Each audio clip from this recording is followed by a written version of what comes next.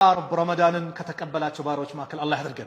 እንደው ቀሪ ቀናቶችን በአግባቡ የምንጠቀም አላህ ያድርገን። ለይለቱል ቀድር ፊት ለፊታችን ናት። እንደው ከሚያገኙት ከተወፈቁት አላህ ያድርገን። በአግባቡ የምንወጣ አላህ ያድርገን። ያላገባውን ወጣት ጥሩ ትዳር አላህ ይለግሰው።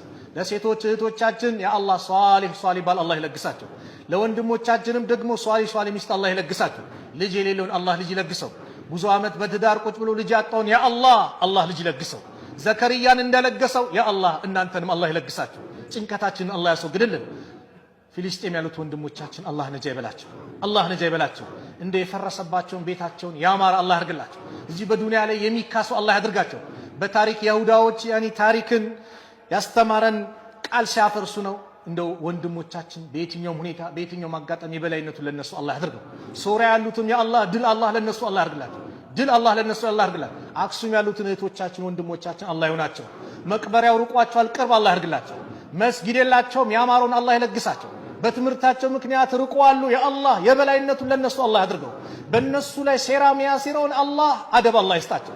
እምቢ ካሉ ደግሞ አላህ እጃቸውን አላህ ይስጣቸው። ረበና